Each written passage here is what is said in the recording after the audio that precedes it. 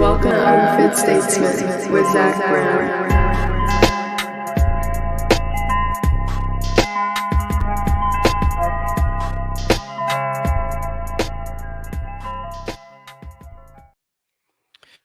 Ladies and gentlemen, welcome back to the show. Very special guest. You know him. You love him. It's Sunshine Stevie with the heavy sack. Poikonen is back, baby. He's back. He's high on life, according to his shirt.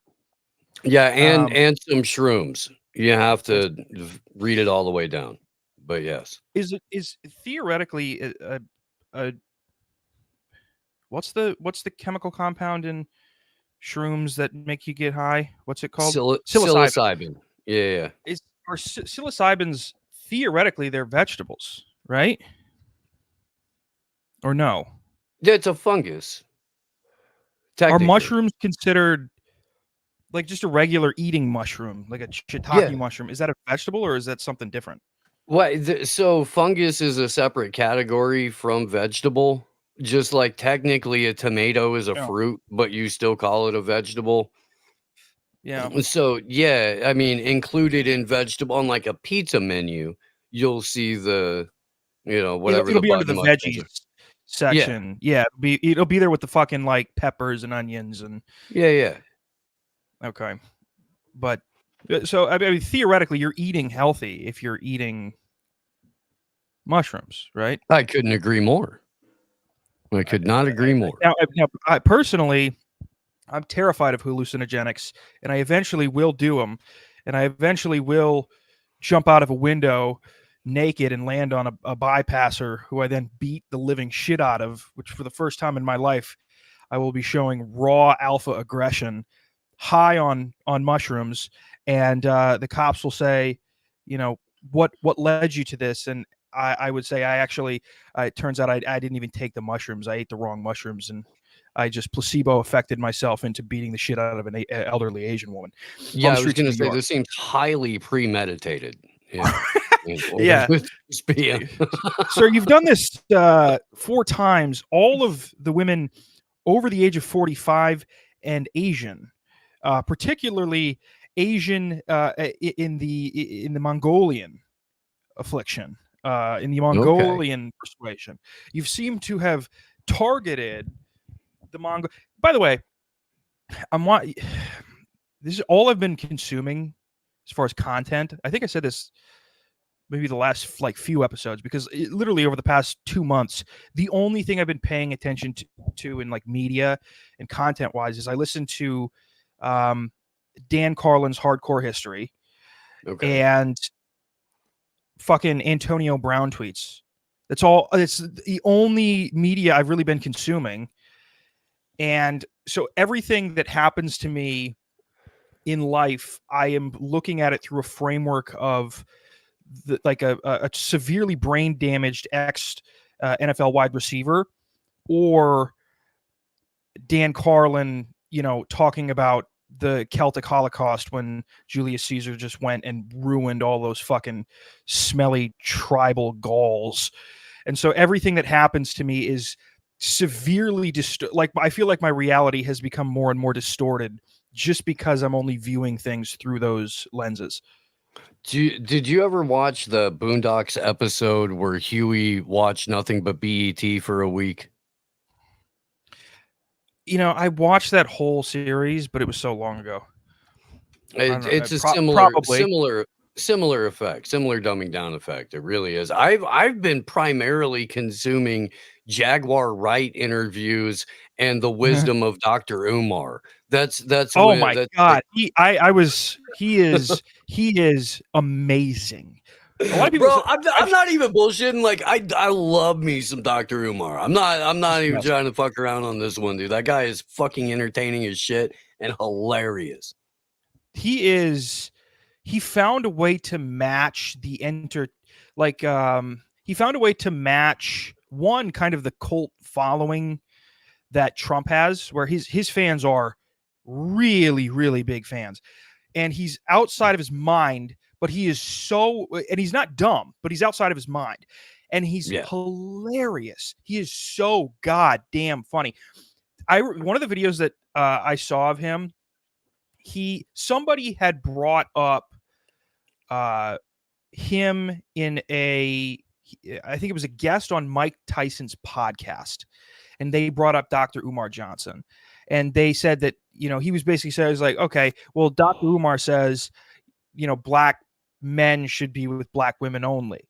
And Mike Tyson was like, well, I don't think that. I just believe in love. It's weird how he's slowly migrating into Michael Jackson. Mike Tyson's just slowly getting over to Michael Jackson. It's the throat vitiligo is what he has. It's vitiligo of the throat. And it turns your voice into that. This is my pigeon. You're like, what?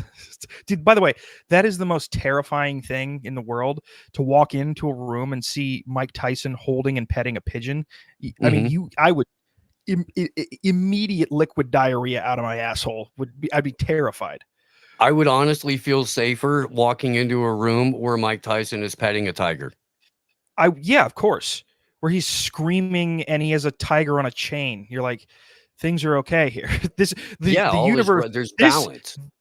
Right. It's like it'd be weird if you went into the Amazon. Like, nobody wants to hear noises at night in the Amazon jungle, because you go, oh, there's what the fuck's going on. But if you hear no noise whatsoever, it's just dead silent. That's worse. That's worse. And so I would rather have a ruckus in the Mike Tyson ecosystem, in that environment. He says, come in there. You want to pet my pigeon? I go, oh my God, I'm so scared. I'm terrified. And that, by the way, the pigeon petting Mike Tyson that I'm afraid of is not him knocking me out and then beating me to death. I'll be knocked out and he can do whatever, it's more of like, I'm going to force you to lay on your stomach while I fuck you in the ass, like prison Mike. Till you love me. Yeah. That's a Mike Tyson quote too. I'm gonna fuck you till you love me, faggot. That's what he said. Oh God. That is so, by the way, as that reporter, you had to have gone home and went, I gotta get in a cold shower. You went to church the next day. You went to church the next day for the first time since you were a kid. You said, I am your humble servant, Lord Jesus, Bartholomew, Lamar Christ. The guide me and teach me and show me how to walk differently, because that man almost fucked me to death yesterday. It's hilarious that he has a podcast now. And he's, he is somebody who has been through a lot, just in general. He's risen to the top, to the peak of fame, and psychologically he's covered all bases, and so it is funny to see somebody who has gained so much, I guess you can call it, wisdom, without having any information on anything ever, and he's never actually learned anything.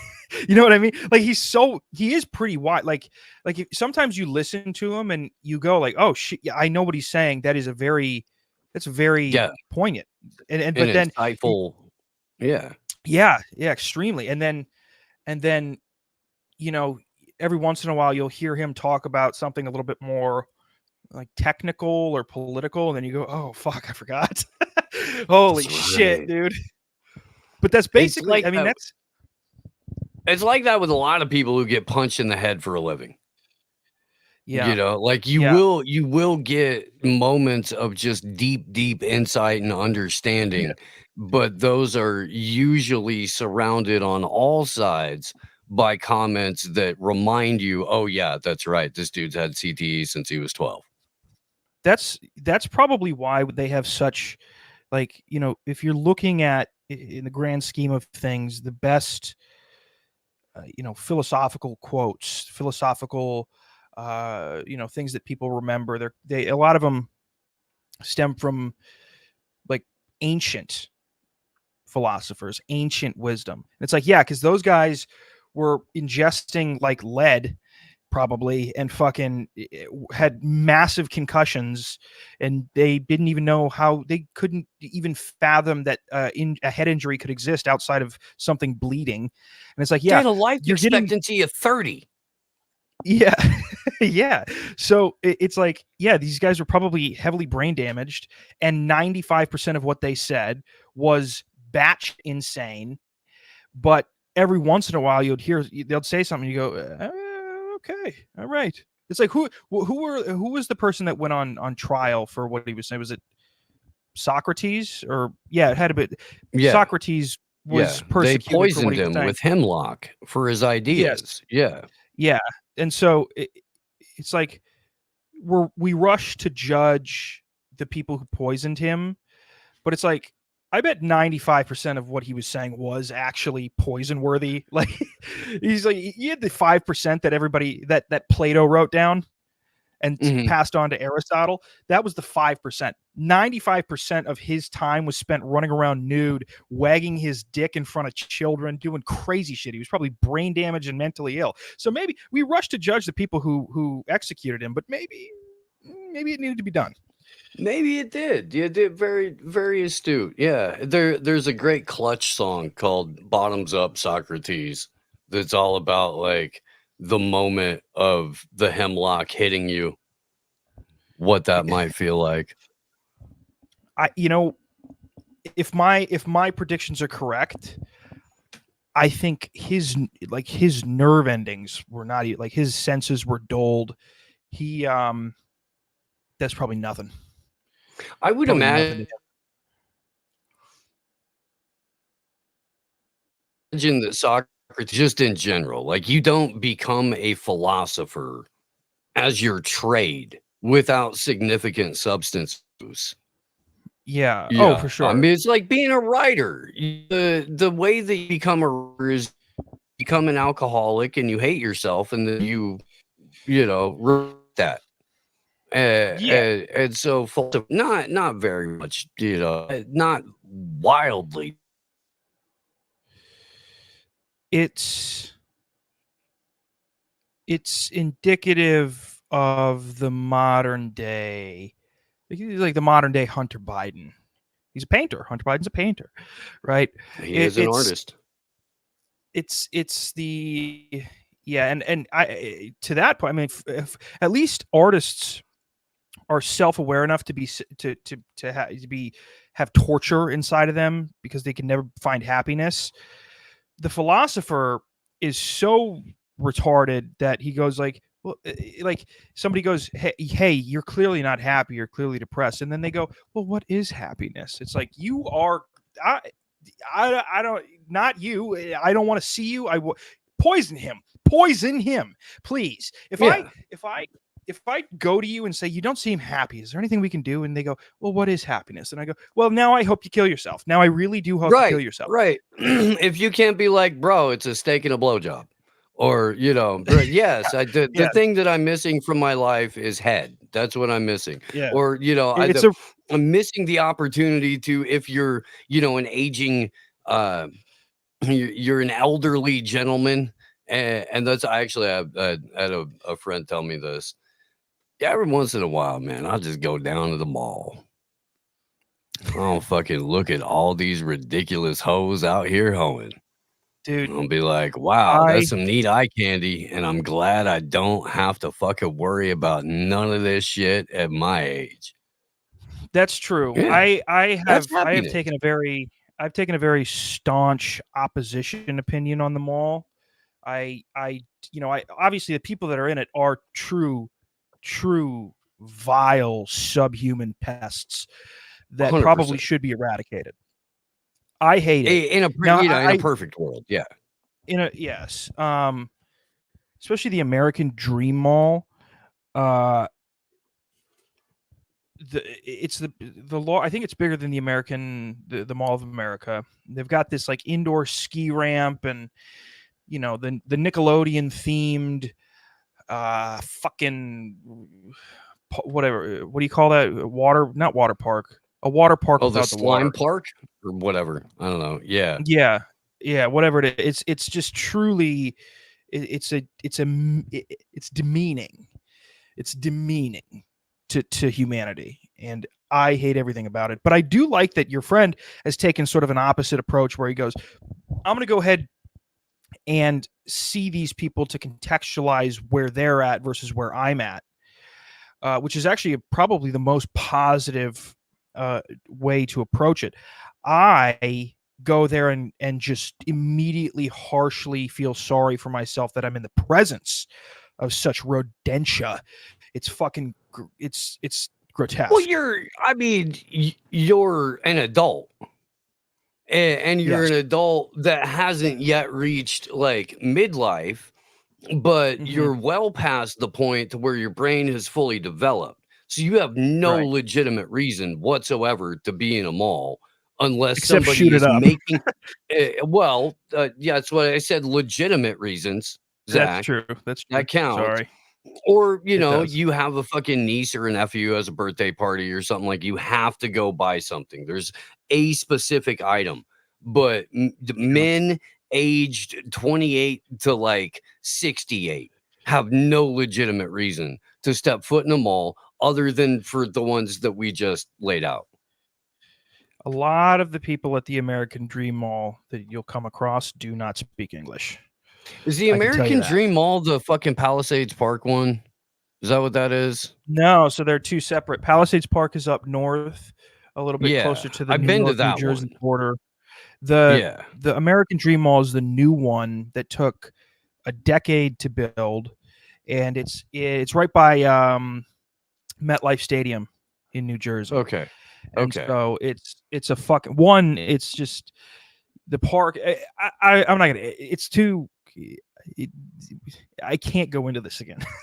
I will find myself at 7 p.m. tonight, fucking gritting my teeth about dealing with the fuckery that is not just American Dream.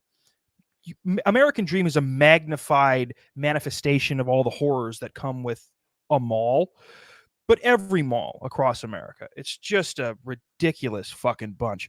But circling back, we went from Umar to Mike Tyson to malls. Dr. Umar, this is the it cemented my love for him when after this person went on the Mike Tyson podcast and said something about Dr. Umar Johnson, and then Mike Tyson said, I don't agree that black people should only be with black people. I think if you can just do whatever you want. And Umar, he had a response video to this clip, and he goes, I want to box Mike Tyson for charity. Which, what? Dude, he went full Sam Tripoli. He would fight me for charity. He did. Yeah. Sam should get a cut of that. Whatever money Dr. Umar made off that clip, Sam Tripoli needs a cut. And if you check Sam Tripoli's pronouns, you know he deserves it. You do. And then he also said, because in the interview or in the podcast, Mike Tyson goes, I don't know. I've never heard of that guy. I've never heard of Dr. Umar Johnson.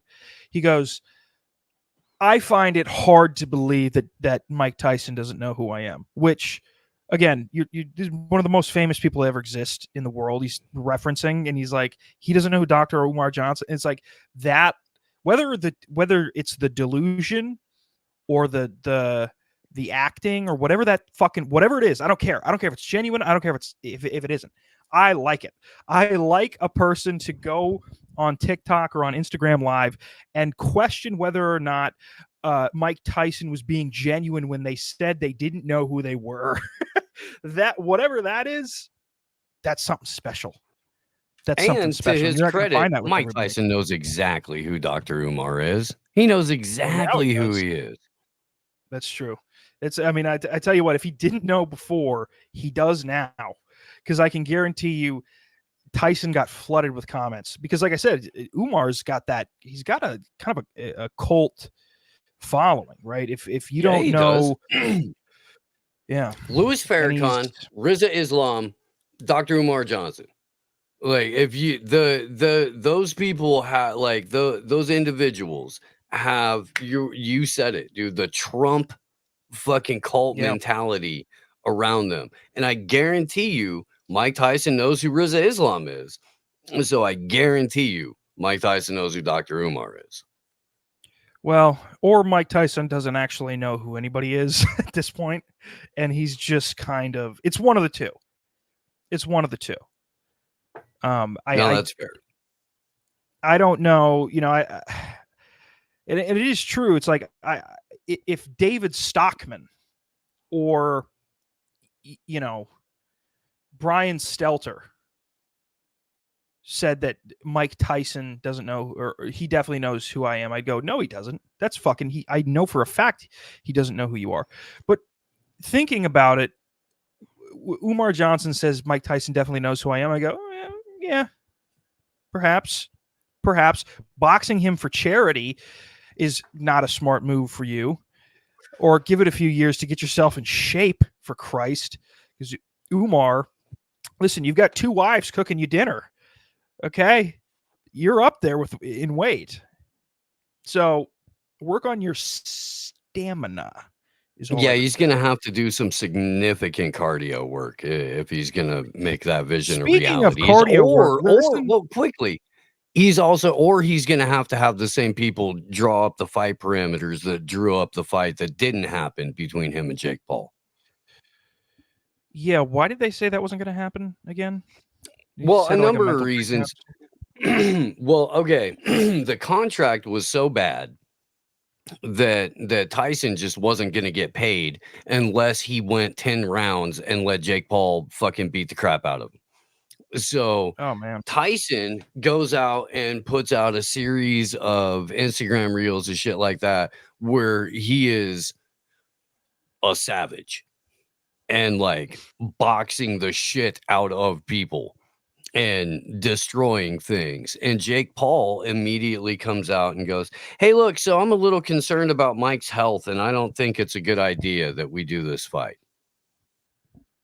Oh, okay. Yeah, I mean, I wondered because I feel like at this point, this is, Jake Paul and DAZN, the platform, they've seemed to have turned boxing into kind of wrestling, like professional wrestling, where it's it's like it's just boring because you know that nobody's gonna fuck up anybody because they're not fighting and they're not gonna one, Tyson's not gonna just round 1 catch him in the jaw and it's over. That just doesn't happen in this realm of boxing. It doesn't happen like that. And then 2, in fact, it's written into the contract that he doesn't get paid if he does, like at all, gets $0. So whatever he put out for training, whatever he put out for his own promotion, he ate if they get into the ring and Tyson hits him one good time and he drops before. That's is what I'm saying. The contract was specifically written like that. What do you think Mayweather's contract looked like? You know what I mean? Like if that's how they're writing the contract for Tyson, you don't get to touch Jake like this. You don't get to put fucking gloves on him for real for the first 9.5 rounds, but he gets to hit you as hard as he wants for 9.5 rounds. Like, I don't care how many times you've been punched in the face. That still sounds like a bad deal. Yeah, and the problem with that is they're not the Paul brothers aren't entirely. They're not. They're decent. They're not obviously anywhere close to Tyson or Mayweather, anywhere near that, but they're not, retards swinging.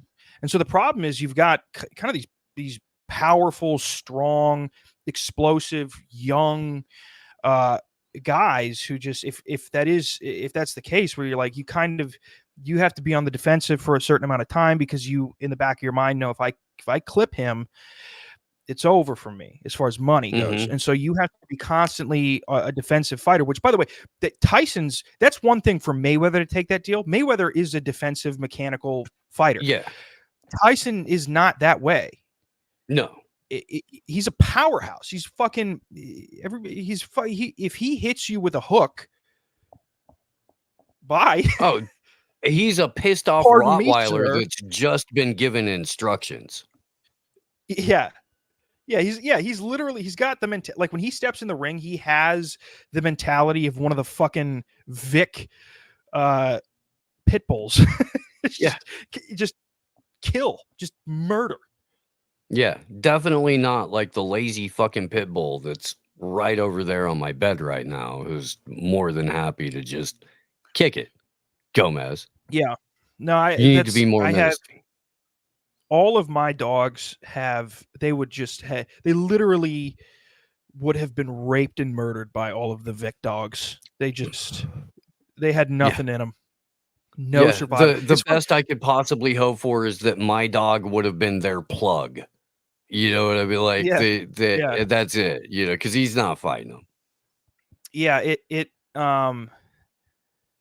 It's funny because my dogs, all of the dogs that I've had, they're very laid back. The most recent one who died maybe a year ago, something like that, and like he was probably the most like alpha, and he was a Shih Tzu poodle mix, and he didn't do shit. The most he did was hump, and then every once in like toward the beginning when he got him, he would fucking nip at you if you tried to take a toy or a food away. But other than that, he was a fucking pussy. But the two cats that I've only had two cats in my life, and they both are in this abode as we speak, and they are all of them. They're fucking savage. They are savages, all of them. It's crazy. They will one, and because I've owned two cats, but I've been around cats before. I watched a cat. We used to have a cat in my high school baseball program. The cat belonged to the program because they got it because the stadium was getting like little gophers or prairie dog, whatever the fuck they were. And so they hired this, or didn't hire, they bought this cat. It'd be funny if they were paying. It was on the payroll. On the you go, IRS is going through, and they're like, "Fucking Sarge, who the fuck is Sarge? He has no last name." No, but I watched him catch a gopher once, and just fuck with it. Just fuck with him. Just Yeah. I mean, and the gopher was like, "Oh my God, let me go, please. I'm in so much pain." And he just kept fucking crazy. And, you know, actually, it's funny because I just watched a compilation video of cats, slow motion cat reflexes. Oh, yeah. And Yeah. With the freaking snake strike and all that shit. Yeah, the snakes can't even bite them. That's how quick No. it's crazy. These things are, I mean, Christ only knows. Like this was always funny to me. It's like the people who want like big cats as pets. It's like, well, actually observe a house cat first, and then imagine that 150 pounds, 180 pounds, 200 pounds heavier. What do you think is gonna happen? It's crazy. It's fucking crazy. Like this idea that you're like, well, but this one, because we had the mom in captivity, and then this one it's like, what are you? What? It's Think every about what time. happens to the average person's forearms when you go to give your 3.5-pound house cat a bath. Yeah, it's fucking crazy. It's You crazy. gonna By the way, you gonna put a fucking bobcat in a little fucking cardboard carrier, take him to a vet? oh my God, did you see the story about a woman who picked up a cat? It was a baby cat on the side of the road, and so she took it to, she brought it in and took it in as a pet, and then it turned out to be like a lynx. It was like by the way, and she said, like, they said, like, she took a picture of it, like, I don't know how long it was, but she had pictures of it as it was growing. She realized way too late. Like the moment it was up to my knees, I would have been like, well, this isn't, I don't know what it is, but this is not a cat. It's fucking crazy. Like, I don't know. The moment it's up to my calf as a cat, you got to go, hey, whoa, the fuck are you doing? The hell are you? This is Get any more than like 8 or 10 pounds, you're not a domesticated house cat anymore. I think everybody who wants to own like a wild animal as a pet should have to listen to the 911 call of the woman who had her fucking friend's face ripped off by a chimpanzee. It was it's horrible because this if you see, I think she went on like Oprah and she literally had no more face. It was crazy. It's crazy to see somebody with just skin and no features or anything, no discernible features. It was just like a lump of skin on top of a body. It was horrible. But the woman who called 911, she's like, I can't, she's ripped her face off. And you're like, yeah, what are you talking about? Why are you shocked? Why are you freaking out? If I keep a chimp, this is for anybody who ever comes over to my house. If I have a chimp or a baboon or any type of monkey species or a big cat, anything, and I go, this is my pet, just know that when you eventually get mauled to death by that pet, I was doing that on purpose. I knew it was going to happen. It wasn't a shock to me that you got attacked. I was doing this maliciously, okay? Yeah. Because I'm aware. That woman was like, I can't stop. And then she goes like, stop. She would like scream to stop it. It's like, bitch, you have no idea. Don't scream too loud because he might come after you. Yeah, the last thing you want to do is call its attention over to you. Clearly, it's in the middle of something right now. Yeah, don't interrupt him. He's busy. Right? It's they hate to be interrupted. Yeah. Another video that I watched, it was women, of course, inside a house, and in their backyard, a bear was attacking a deer. I mean, just fucking this deer up. And the deer was like kind of screaming. She's like just screaming like in pain and shit. And the women in the house, they're recording it. And the women in the house are freaking out. They're screaming too. And then at one point, someone goes, call 911. Yes, that's exactly what you should do. It's funny because you do forget how, because even I don't like to see those videos. Like that upsets me. Like when I see another animal just get torn to shreds, it's like, ugh, I don't like that. But it is funny to see how distanced we've become from nature to where you have grown women screaming, call 911 when a bear attacks a deer. Yeah. And these are, by the way, these are probably the people who end up going,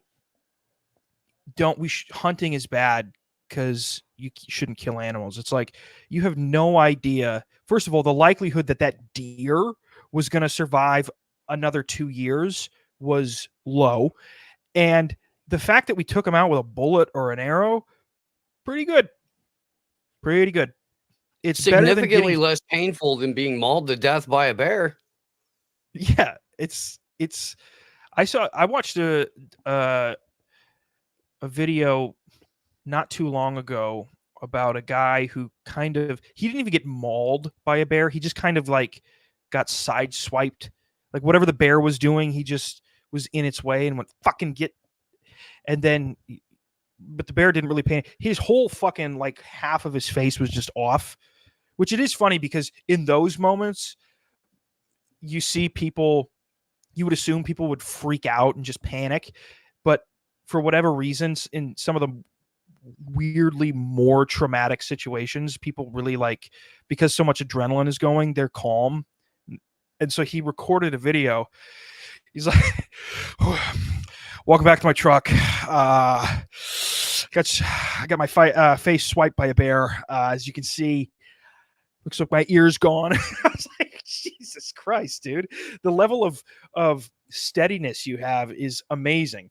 Now, a half hour. I hope you make it to the hospital within 15 minutes because the pain's going to start pretty soon. And based on how much of your face isn't attached to the rest of your face, I would say it's going to be a significant amount of pain. Because I wanted to, but again, we're circling back, Steve. We're circling back. We're full circle people. As we do. Dr. Umar Johnson, not to make this a focal point of the show, although he has been, and he deserves to be a focal point of everybody's show all the time. Everybody. King's gonna king, man. I don't know what to say. Yes. It's I've been listening to Dan Carlin's Hardcore History. I just learned about Alexander the Great and Philip II, Julius Caesar, and Vercingetorix. I mean, so many great people, so many great kings, great leaders, great minds. Dr. Umar Johnson is right there. But I would say if he were to fight Mike Tyson for charity, he would have to be in a little bit better shape. And I came across a gentleman who's going to give us a little tip on how to potentially get in shape. Oh, What's up, my niggas? Don't forget to go for a run every once in a while. It's good for you.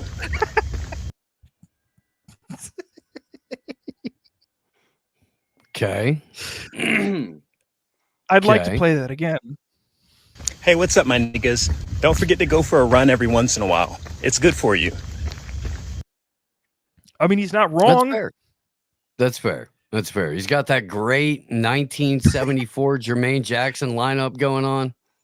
Yeah, what a low hairline.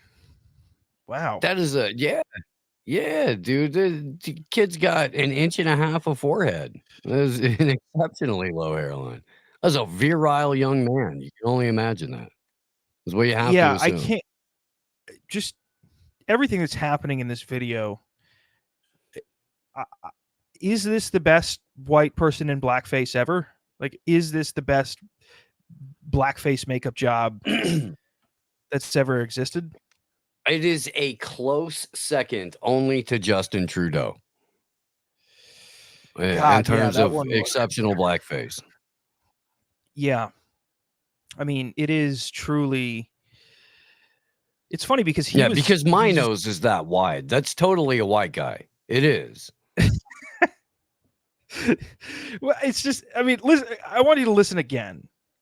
And just for the audio only listeners, just so you know, they think that this guy's white.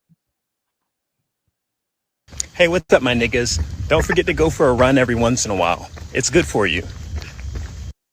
That's Wayne Brady's kid. That's who that is.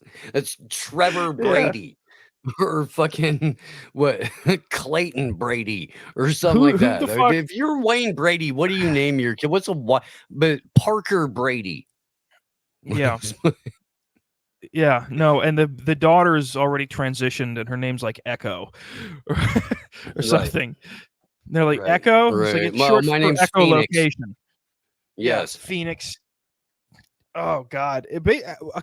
Honestly, you can take any city in Arizona and just name a Gen Z kid that. Chandler. It's Flagstaff. You're right. Prescott. It works no matter. You are so right, Zach. Holy crap. That's hilarious, dude. If you're upscale and you go, Scott, and it's like, I'd like to address me as Scottsdale. It's short for Scottsdale. You have not Scottsdale. Yeah, it's you could anything in Arizona. You could probably get away with naming a kid. And by the way, that ranges the spectrum of class, race, culture, religion. If you're somebody with blue hair who, thought the abortion worked, but the baby made it out. Bisbee. Your name is Bisbee. It is. Holy fuck, dude. This is brilliant. You fucking cracked the code, Zach. You did. It's crazy. It's a shame that everybody in Arizona behaves like they have the first name of the town that they live in Arizona. It's a goddamn shame. It's like, you know what I mean? I mean, God bless them. I mean, the idea that, dude, it works no matter what. It works across the board. That's phenomenal. Yeah. And then if you want to, you could get a little bit into like sort of the new age conservative people. They could probably name their kids Montana towns like Bozeman and Billings, Missoula. Like, you know what I mean? Where they try to name it like they're like, oh, these are like outlaw-ish type of names. So I'm gonna raise a tough boy. I'm going to raise a tough boy. He fights back against when I try to rape him. He's not just going to let it happen. He's a tough kid. Yeah. But anyway, so go for a jog sometimes. I'll tell you what, dude, just so we're all clear, there are towns in Montana that are called Anaconda, Belgrade, right? Belgrade. Okay. Like fucking Serbia. There's an Amsterdam. Yep.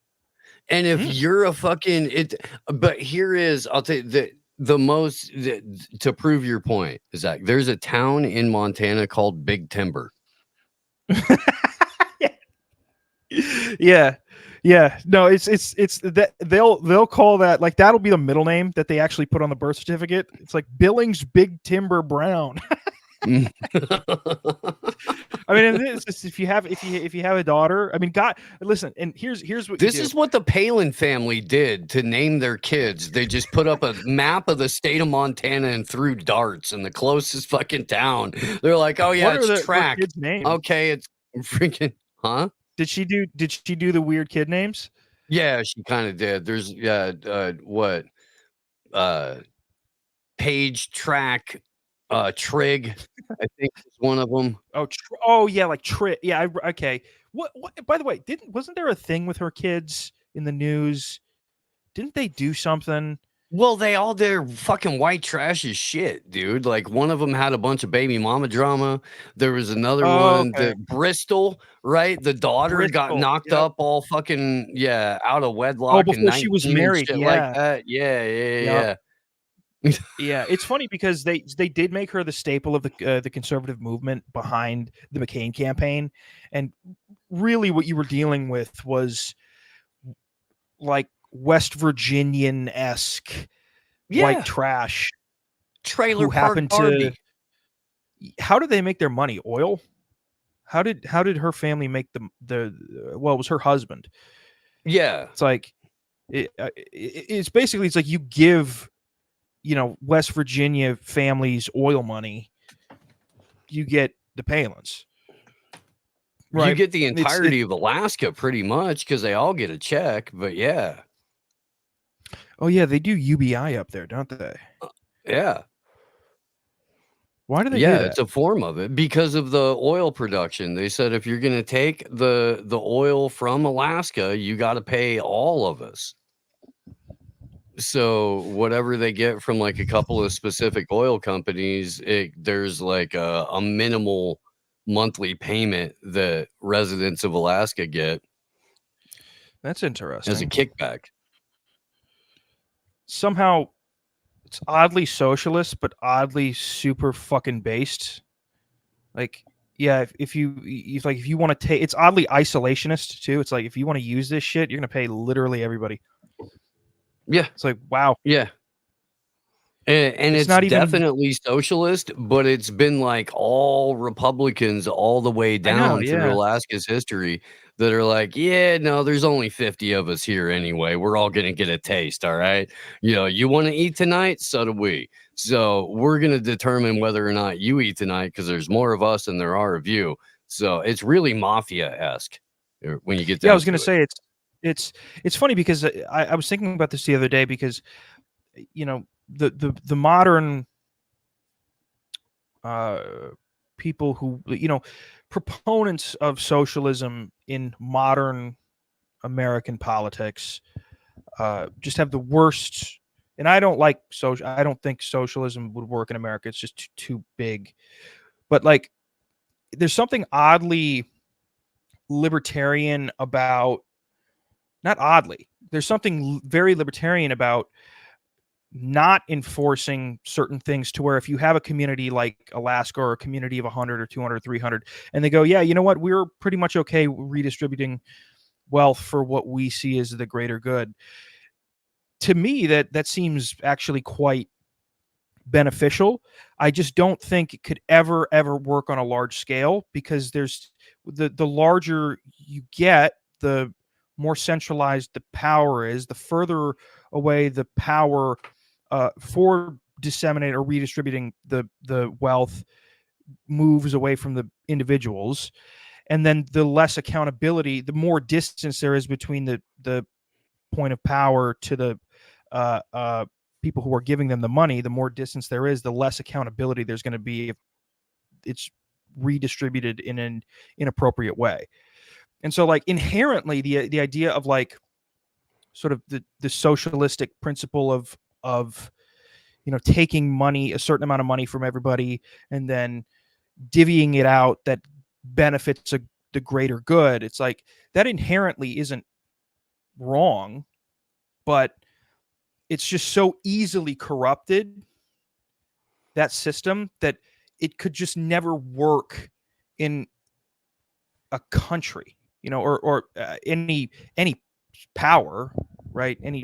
Anybody over, even if like in the moment you hit like 1 million people, trying to redistribute wealth in a way that works, it becomes very difficult, especially in America, because in America we have so many diverse opinions and cultures and religions and like everything. Like in Sweden or Norway or Denmark or whatever, it's pretty well, as of late it's gotten a little immigrant-y, but traditionally definitely been more of a homogenous society.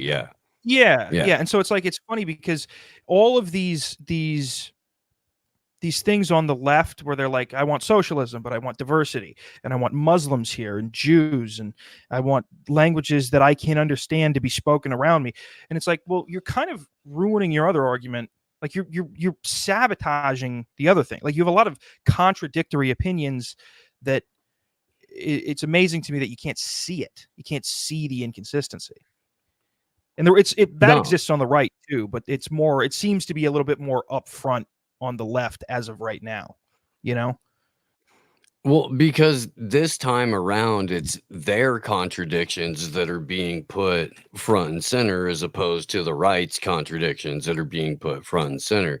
And when you realize that, left and right in the modern era are just marketing tactics for a global oligarchy that has a unified vision for what they want to do with the planet, and it's not have a lot of us on it so they can do whatever the hell they want, then it becomes a little bit easier to identify the bullshit. But yeah, no, you're right, dude. And yes, there's theoretically nothing wrong with going, okay, look, this is our state's natural resource. If you want to extract what belongs to our state, you're going to have to pay the state. Yeah, and that includes everybody in it. And you're also right when you say once you hit a certain number of people, that becomes untenable. And so the origins of libertarians are from the libertarian socialists. That's where that comes from. Libertarian socialism was the original philosophy from which the modern day Libertarian Party derives, where all of the vermin supreme people are really quick to point that out too, by the way. And you've also got to apply 100-year lens to that, and everything that's transpired since. No, there's nothing. The fundamentals of fucking modern Western Christianity, or Christianity in general, love thy neighbor, do unto others as you would have them do unto you, all that kind of stuff. Yes, of course. But you also have to be realistic about how that works and what that looks like. And at what point does robbing Peter to pay Paul simply become a way to continuously rob somebody? Yeah. And if that's the point of your scam, well, okay, you've succeeded.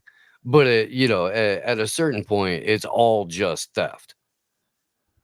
Yeah. And it's funny, too, because there was a textbook example of what you just said, the right and the left kind of being, whatever the marketing scheme or whatever you could call it, the rabble rouser or the provocateur portion of this much larger, much more malicious, malevolent system. There was a person, I think it was you who either quote tweeted it or responded to it, but somebody was like, that people have no idea how badly Muslims are treated in this country because of Zionism. And it was like, I think you said, like, pretty much, I don't want to, I forget what your response was exactly, but you basically were like, hey, yeah, I agree Zionism is wrong, but Muslims are treated badly here. What are you doing? Like, why can't you drop the one thing? Like, you're so tied to it. It's like the common sense thing to not be pro. And by the way, I should say pro Zionism, whatever. Okay, if you're, I'll even accept somebody who's like a Jew who is or from Israel and say I'm pro Zionism or what. Okay, yeah, great. Don't tell me to bring that my money, not my money. Okay, I'll even let you do that. But the moment you say, oh, we have to support, no, well, bye, see ya. Mm-mm. But this idea that like this guy, I forget his name, and I don't care. I probably wouldn't have said it even if I did remember. But it's like, why did you bring like race? Like you're saying America is racist, and it's because of Zionism. It's like, well, no, objectively, America is probably the least, maybe England, the least racist country to ever exist in the history of the world. Okay. Yeah. Why are you already have a good point to make to be anti-Zionism. Why are you trying to layer it with bullshit? Like it's so crazy that people can't, like, him tweeting that he didn't realize, oh, I'm tainting my point.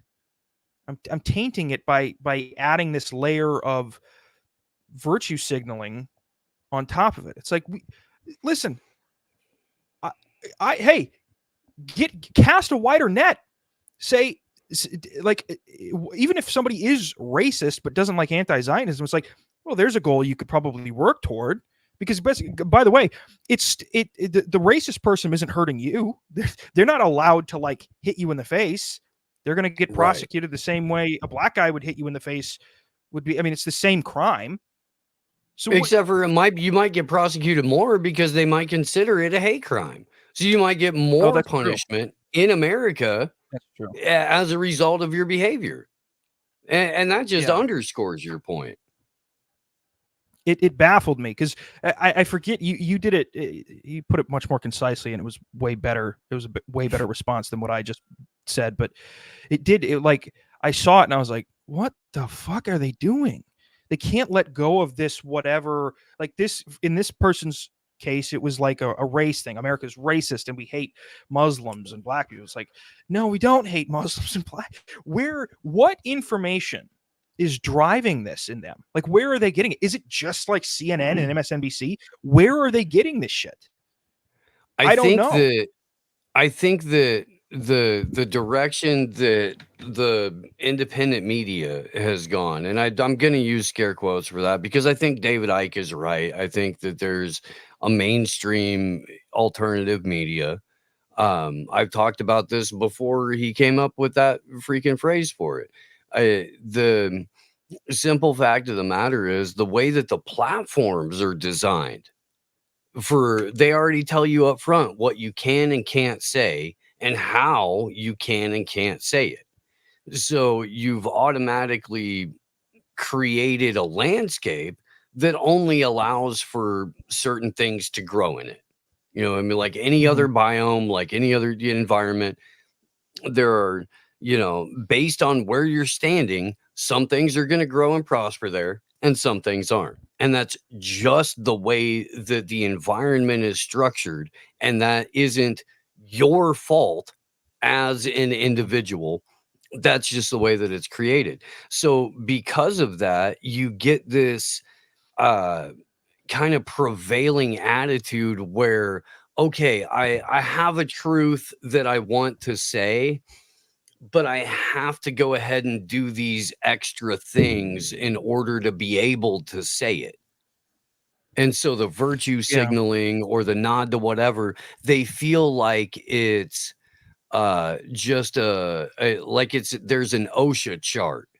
These are the safety steps you need to take in order to have a good work day. Always virtue signal. Make sure that you've pandered to the right class of minorities before you hit send on that tweet. Yeah. It's funny. Another way that you could see this is like, the right is always saying, like the college students who were on campus protesting the Israel's bombing of Gaza. And they're like, you would hear people go like they're anti-Semitic. It's like they can't just be retarded. Like they can't just have maybe stumbled across something that maybe is right, but they're still they can still be retarded. You can still send them to the Ben Shapiro lectures and have them get have Ben Shapiro absolutely decimate college student and then have the thumbnail on YouTube. You can still do that. And I can still watch it and go, yeah, college students are still pretty stupid. Yeah. That can still exist. They can also just kind of have stumbled across something that maybe they're right about, and it doesn't have anything to do about whether or not they like Jews. Okay, they don't. A lot of these kids that are on these college campuses, they don't know enough religious Jews to even hate them. Yeah, any Jews they knew were probably secular and didn't even mention it. They had latkes on fucking Passover, and that's about to the extent of which they practice Judaism. It's like, what happened to just people being? Everything has to be so binary, where they're right about everything or wrong about everything. So yes, it's like Laura Ingraham, those college students, they're stupid, and I would guess that everything else that they think of politically, I probably disagree with. Okay. I'm probably a hell of a lot more inclined to believe what you say than I am more inclined to believe what you say than like the average liberal college student.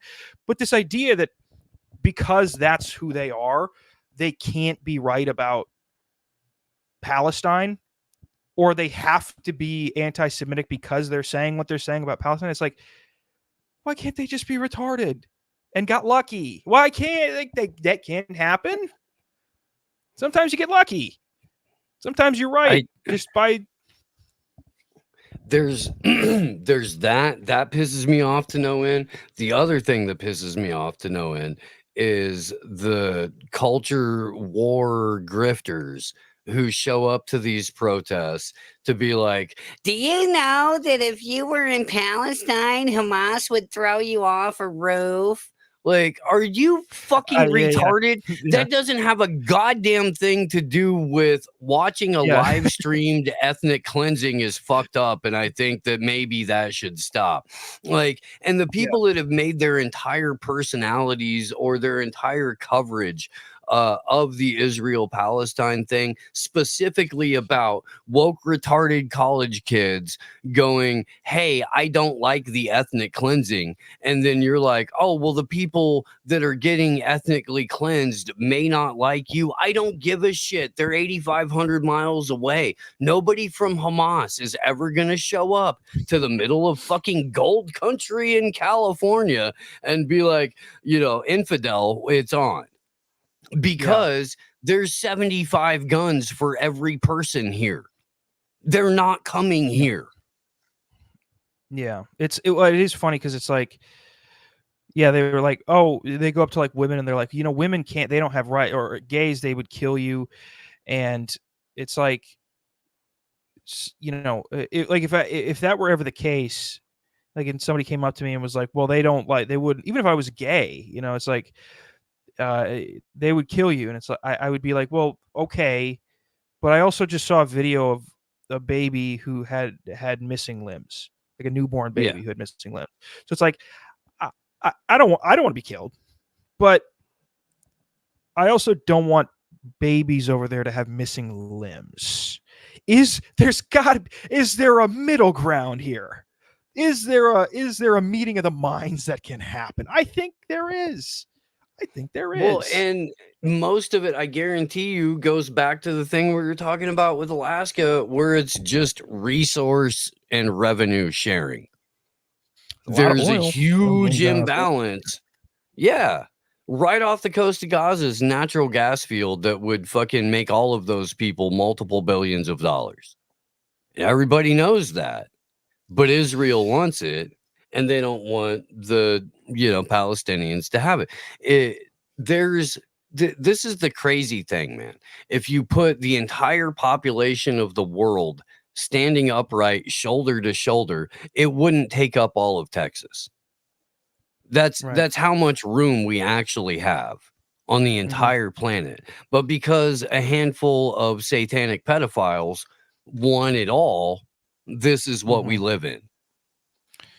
Yeah, and it's the other thing too that happens is like I truly do, as a person, even not just as a politician, I hate Benjamin Netanyahu. I hate him. Mm-hmm. And then they go, well, it's a bit anti-Semitic. No, it's like, well, you know that like a large, not a majority, I would say, just because he got elected last time, but a large minority of people in Israel don't like him either. So that's just the Likud, like that's just the political party. There's other parties that a lot of people had huge support for, like what was it, Rabin, I think his name was, who was very Yitzhak open to coming Rabin. who was very open to coming to the table to discuss a negotiation with Palestine, and a lot of people support that. He had a huge following.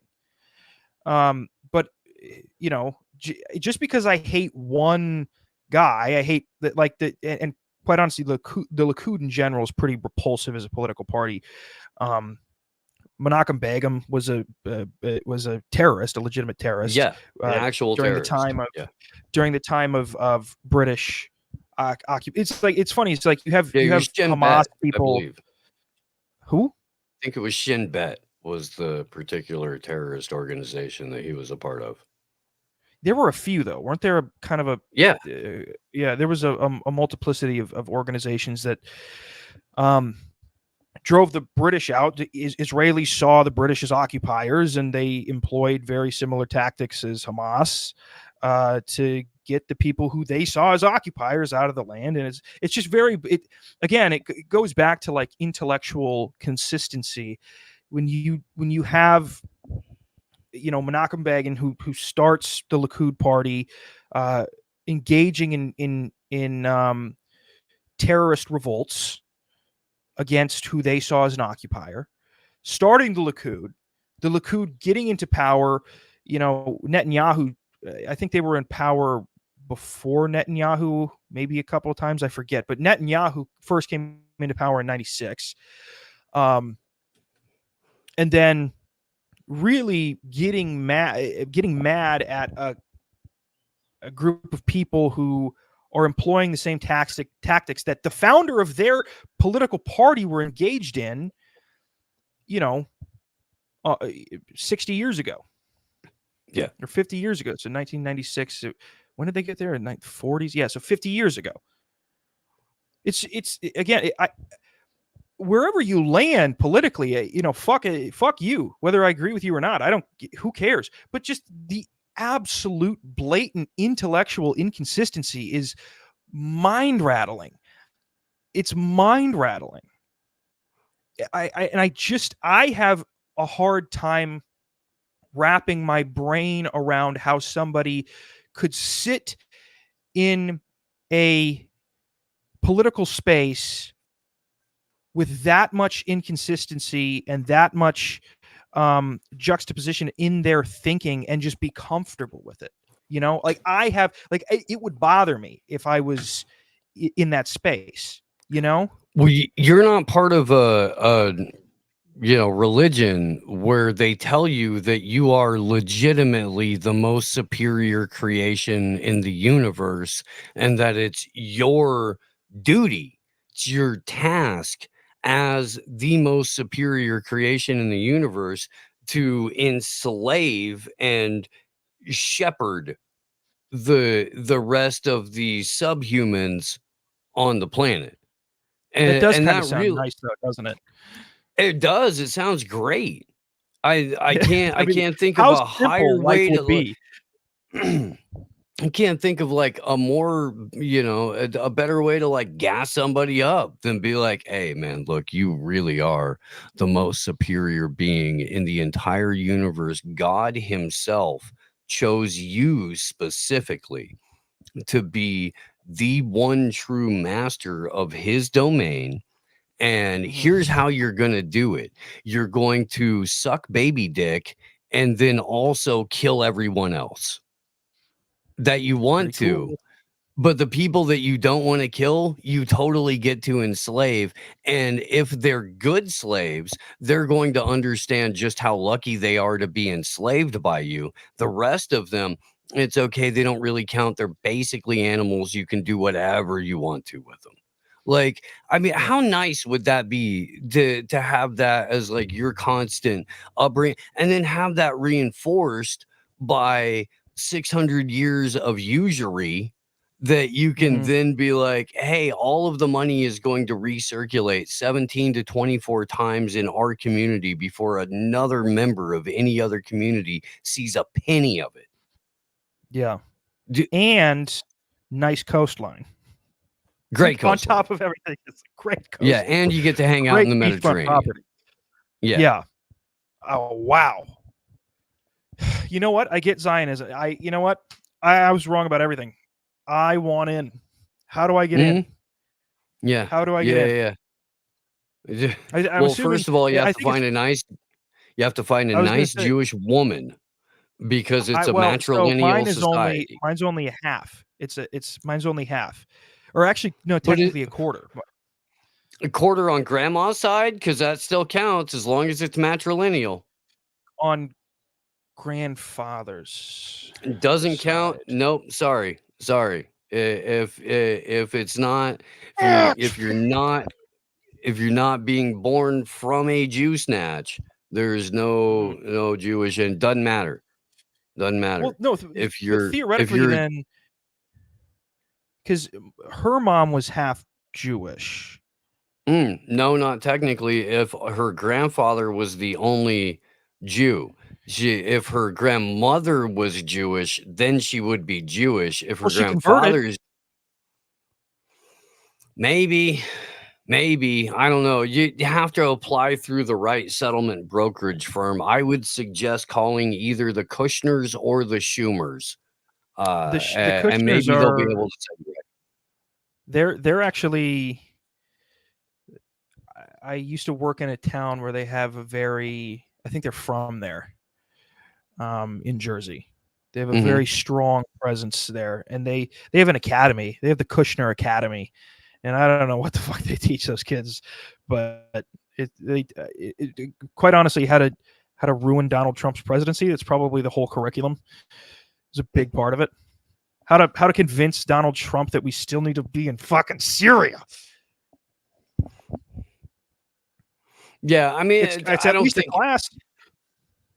It's definitely a class. It is. How to convince Donald Trump that a policy that will only be a detriment to the actual United States is a good idea, because it'll get your name put on a neighborhood in the Golan Heights.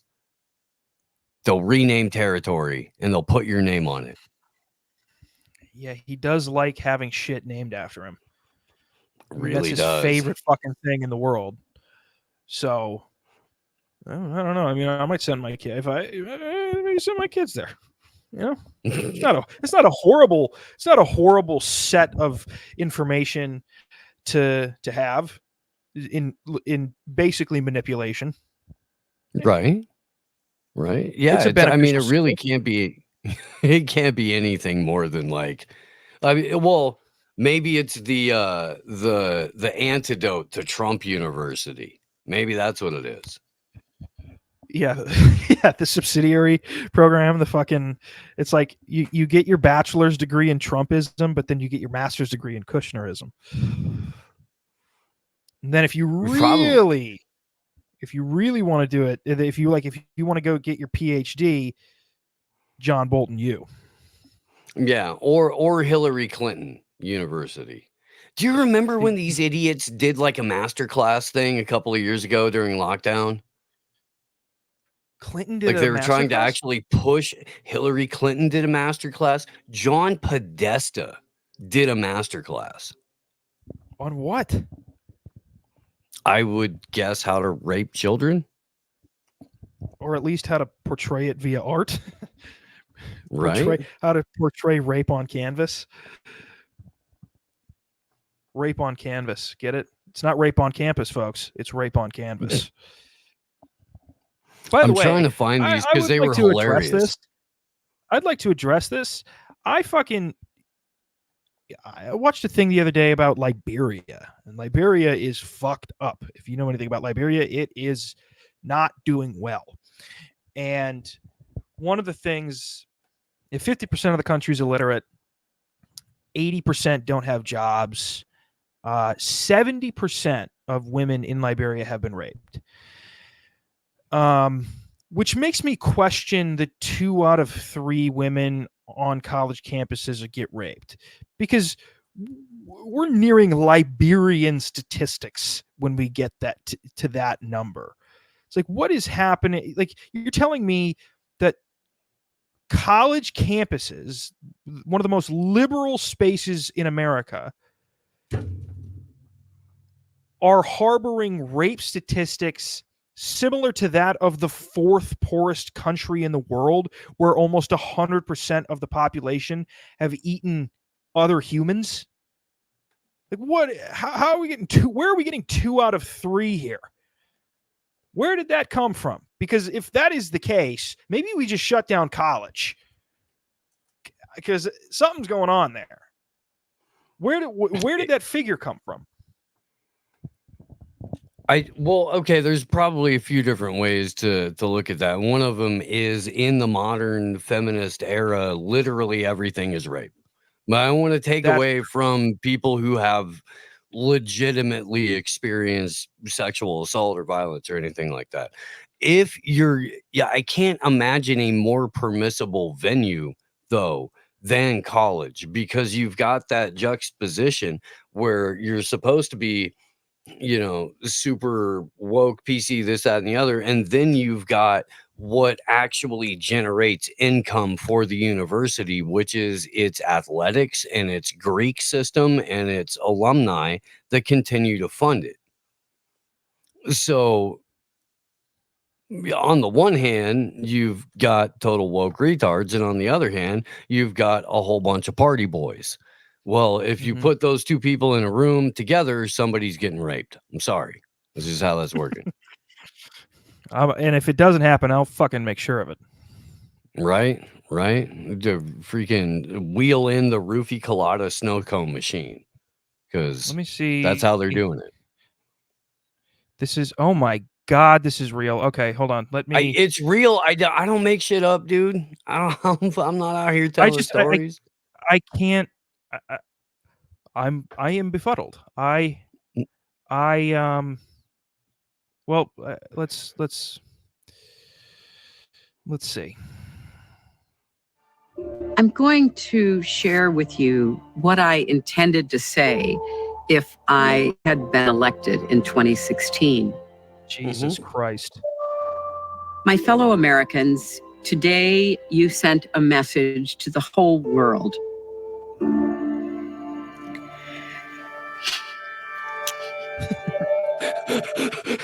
Everybody will be knocked down. The question is, will you get back up?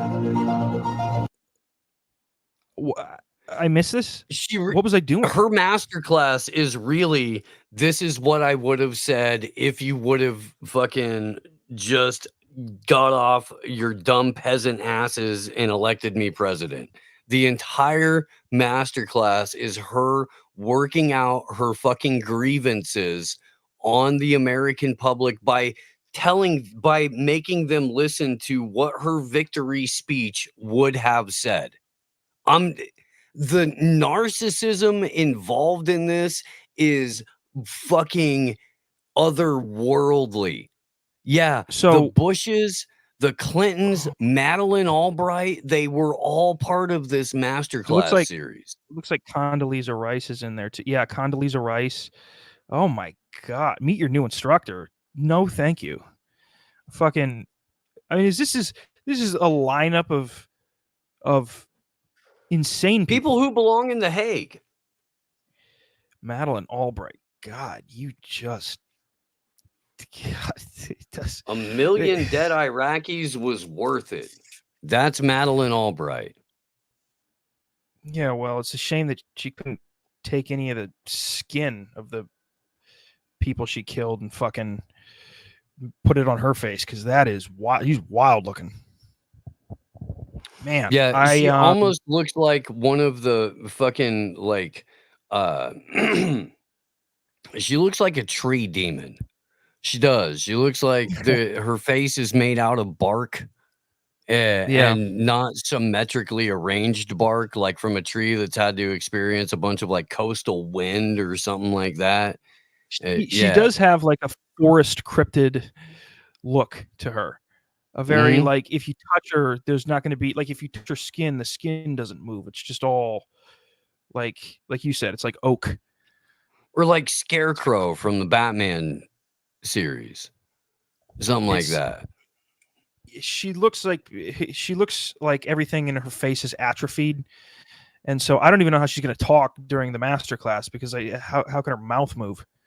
Fucking, it's funny that I dressed up as Santa and did a masterclass one Christmas. I loved it. It was great. And thank you. And it's funny because I didn't even take inspiration from. God, I wish I could. I should redo. I should watch them and redo it as not Santa. I should just fucking. I should literally. I tell you what. I'm gonna do a masterclass as Muammar Gaddafi. That's what I'm gonna do. I'm gonna do a face swap of Gaddafi and do a masterclass. And just fucking the whole time I'm sitting on a bayonet or sitting on whatever that knife that they shoved up his ass when they were fucking escorting him to be killed. God, what a fucking... I rewatched that video recently. You forget... It's crazy how quickly you forget how insane something... Like, that was... I mean, wild. Wild. And nobody, I doubt that. I would bet 75% of people now wouldn't even know really anything about it. And like the Secretary of State for the United States, like basically directed that this man be ass raped to death with a bayonet, and everybody's like, yeah. Anyway, what's on TV tonight? Yeah, that's true. The Seahawks won. Fuck, they didn't cover the spread. Fuck, one fucking leg off. That's what literally. You could tell me that fucking, they finally somehow flipped Syria and got Assad, and they shoved a 34-foot long stake into his anus so it came out of his mouth, and then stuck him on like one of those, like, where they roast pigs. He's just slowly rotating over a fire, and then they cooked him and ate him all on a live stream on fucking Twitch. And I'd go, that is fucking wild. Pretty hungry. We're doing takeout. Let's do a little takeout. I've been doing good. I think I cheat on. I think I'd have a cheat day. I literally, you're right. It is such a symbol of the American political interest. We'd so much rather argue about abortion than murdering millions of people and overthrowing foreign regimes. Yeah, especially if we have to consider the reality that one of the contributing factors to that is that Gaddafi wanted Africa to have its own currency. Yeah, and it's hilarious because now with Saudi showing Russia, China, Brazil facing interests as opposed to traditionally being very, very pro-Western, pro-America. There was recently an article that came out, I think it was a week ago maybe, and they said new documents show that the Saudi level of involvement in 9/11. It's like, wow, just now you said, wow, I wonder what's going on. It's like, well, yeah, they're not going to be our friends anymore. And if you're not going to be my friend anymore, Saudi, well, then I'm going to tell on you. It's by the way, that's all American politics is. It's like, well, if you're not going to be my friend anymore, then I'm going to hit you. Did you ever watch the Did you ever watch the TV show Burn Notice? No. It had one of the greatest American living actors in it, Bruce Campbell, right? But he was not the main character. He was a supporting character. But it's all about this like CIA agent who one day gets burned from being by the CIA. And then he has Yeah. to go on and have adventures and blah, blah, blah. But one of the recurring themes in it is one of the first things they tell you about being a spy is the best thing you can possibly do is be a friend. The second best thing you could possibly do if you can't be a friend is be an enemy. Mm-hmm. And that's kind of the guiding rule for U.S. foreign policy. We're more than happy to be Saudi Arabia's friend for as long as that Aramco partnership is going. Aramco still is only one of a handful of trillion-dollar U.S. corporations. So protecting that investment is critical. But if you can no longer protect that investment, boy, there's no better thing to be than Saudi Arabia's enemy. Yeah, and I tell you what, I am excited to hear about all the Saudi Arabian human rights abuses in the upcoming year, and why it may be beneficial to the West to go in there, and maybe they're a threat to Israel, so maybe we got to get over there. I'm interested. I'd like to see. I'm excited to see how it unfolds. Of course, all the while they will be sucking tax dollars out of me and sending it over to Israel for purposes of defending itself against a larger Arab state, which, at this point,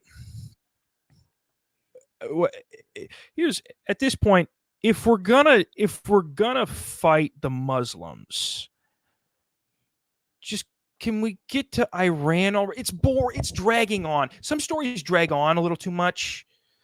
This is dragging out. I think we can consolidate some of the rising action here and just get to the climax. I think. Okay. I don't want to fucking Hezbollah is boring. It's like a B plot. I don't want to have anything to do. Let's get to it. Okay. Let's get to it. Bring out the red heifers, cut them, go into the temple and bomb Iran because that's what everybody wants, right? Just the prelims have been fun, but we're ready for the main card now. Yeah, it's like this is the fourth plate of appetizers you've brought out. I'm looking for the steak. I ordered it medium rare. Where is it? If it's been cooking this long, then you overcooked it. Okay. And I asked for a side of a baked potato. And I also want fries. 2 potatoes are acceptable in this restaurant. I'd like to get to Iran. If we're going to do it, get to it. This is early dinner for me. I have another dinner. I'm fat. I have another reservation. Okay. Yeah. Well, at the Chinese place or perhaps the Russian place. Yes, I'm going to have steak here, and I'm going to go have sushi at the Japanese place where they fucking scream at you even though they're not mad at you, okay? Mm-hmm. I am busy. Let's just do it. Just do it already, because that's where you're going. This whole thing has been that. Yeah. Well, the only thing that they just can't. They can't say it. Yeah, they can't say it. It's and the thing is, though, will we completely abandon our relationship with Saudi Arabia ever, seeing as they would them turning away from America ever actually be something that pointed to them mending their relationship with Iran? I say no. I don't think Saudi and Iran will ever. Maybe at some point, Sunni versus Shia anyway. That's some shit that we shouldn't have ever concerned ourselves with in the first place. But I also don't Saudi Arabia. It's a multi-generational bloodline cult of planetary domination. So if you're a part of that cult, you're gonna do good. And if you're not a part of that cult, you're going to be negatively impacted by that. The same people that have prospered throughout the US's relationship with Saudi Arabia are going to continue to prosper regardless of whether or not we have fucking US troops in Saudi Arabia on fucking shared bases or anything like that. What's going to suck for real is the very real de-dollarization that we're experiencing. And because we've managed to convince the world that creating money out of thin air and pretending that it's pegged to the price of Saudi oil is how our dollar is structured, that people are going to significantly be impacted by that. But the relationships that were forged prior to the establishment of Aramco and throughout, they're going to continue. And the same fucking executives that have been eating fat off of that partnership are going to eat fat off of whatever future partnership there is. The people that are going to get fucked is us. And Yemen. They'll continue to be fucked. Bro, dude, how savage are the Houthis? Man, they're out there in fucking flip-flops and slides just wrecking shop all day, every day. Yeah. It's on a spoonful of couscous. Yeah. No, they're not even eating quinoa. They don't even have protein. I think at this point their body would reject any type of protein. It's just fucking couscous. Fucking couscous and sand, and they probably chew their fingernails off and eat them. All right, Steve, we're at 1 hour and 26 minutes, 47, 48, 49 seconds. Before we leave, I'd like to remind everybody, my niggas, don't forget to go for a run every once in a while. It's good for you. I'd like everybody to do things that are good for them. And one of the things that you can do that's going to be good for you is go support Steve. Steve, tell everybody where they can support you. amwakeupshow.com for absolutely everything. If anybody's listening right now, the date of recording this is the 23rd of June. In less than 2 weeks, there's going to be a whole bunch of us in Pueblo, Colorado, the Blowback Art Gallery, for something called the Third Eye Carnival. We put together 12 bands, a half a dozen speakers, a couple of panels, games, food, drink, all of it. Come down, hang out, drag out normie friends, listen to incredible music and some like higher level conversations, and maybe it will allow for that normie friend to start thinking more critically on their own. Blowbackgallery.com, BLOBACK. You can get tickets there. You can get tickets at An Artist Collective, ANARTIST collective.com. We're trying to replicate this thing all over the country, where we've got a mix of live music and, conspiracy realm-ish, truth community-ish conversations going on. And I can't say it enough. You got to do this in 3-dimensional space. You got to be in person with people. You got to continue these conversations offline. And the Third Eye Carnival is a great way to do that. Go to the freaking thing. Me, Charlie Robinson, Scott Armstrong, Lindsay Sharman, my co-host on AM Wake Up, Chris Rain.Rancast. Corey Hughes is going to be coming through. There's a bunch of people in Colorado that do, content and shows like that are going to be stopping by and showing up just to be in the audience for this thing, not even to be up on stage with the rest of it, just because it's a killer party. So July 5th and 6th, Blowback Gallery, Pueblo, Colorado, Third Eye Carnival. Holy crap, are we doing it? For everything else, amwakeupshow.com. And as always, my friend, thank you. Yeah, of course. I mean, what a time to do it. You're coming off of July 4th, which I think is a Thursday. The 5th, the 6th is Friday, Saturday. Mm-hmm. It's a good, for anybody working, it's a good little pocket to go ahead and take off because it's you already got time off. Yeah. So, all right, folks. Thank you for listening. Thank you for, it took us how long to get to the politics. We had to talk about other shit like Dr. Umar Johnson and psilocybin and Arizona city names, and all of that is very important as well. It's important to discuss those types of things. You can't always talk politics. It gets a little boring, okay? If you're constantly talking about Jews and Muslims, well then you're gonna people. That's boring, okay? Where you Muslims get pigeonholed. Jews. Yeah, it's too many. It's just too many. There's too many Jews. There's too many Muslims. Too many Jews to cover all of them, right? You can't talk about all of them. You gotta you gotta diversify your bonds. Yes. Sometimes you have to talk about, Michael Vick. It's important to remember these things. Those who forget history are doomed to repeat it, and that's where I will leave it. Thank you, everybody.